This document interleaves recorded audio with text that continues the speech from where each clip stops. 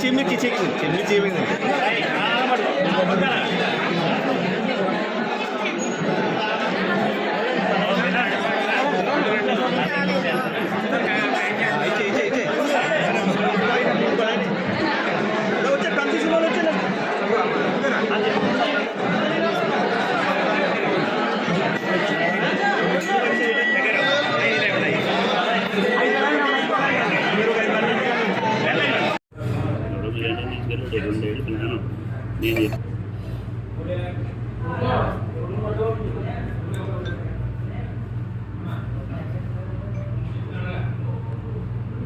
జై గణేష.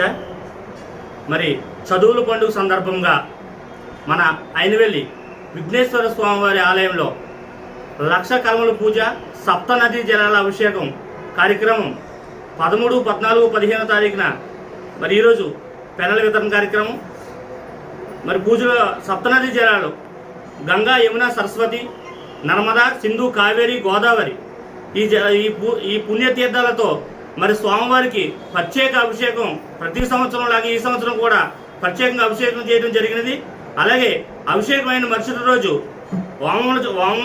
వామనంతో పాటు సరస్వతీదేవి కరుణా కటాక్షాలు కలిగిన రోజైనటువంటి వసంత పంచమి, శ్రీ పంచమి రోజున మరి స్వామివారి చెంతన లక్ష కలములు ఉంచి మరి విద్యార్థులకు అందరికీ కూడా ఈ కలములు వితరణ కార్యక్రమం ఈ రోజున చేయడం జరిగినది.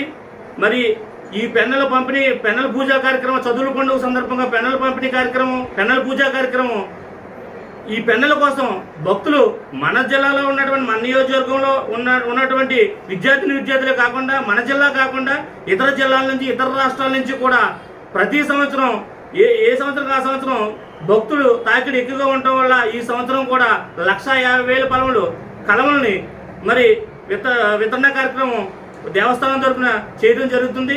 మరి ఈ కలములు తీసుకుని ప్రతి ఒక్క విద్యార్థి ఈ కలముకు ఎందుకు వస్తారంటే, ప్రతి విద్యార్థి ఆ ఎగ్జామ్కి వెళ్ళే ముందు వాళ్ళ ఇంటర్మీడియట్ అవనివ్వండి, 10th క్లాస్ ఎగ్జామ్ అవనివ్వండి, ప్రతి ఎగ్జామ్కి కూడా ఈ కలములతో ఆత్మస్థైర్యాన్ని నింపుకుని వెళ్ళి విజయం చేకూర్చాలని ఆ భగవంతుడి ఆశీస్సులు ఎవరైతే ఈ కలములు పట్టుకెళ్లారో వాళ్ళందరూ కూడా విఘ్నేశ్వర స్వామి వారి ఆశీస్సులు ఉండాలని మనస్ఫూర్తిగా కోరుకుంటూ జై గణేష.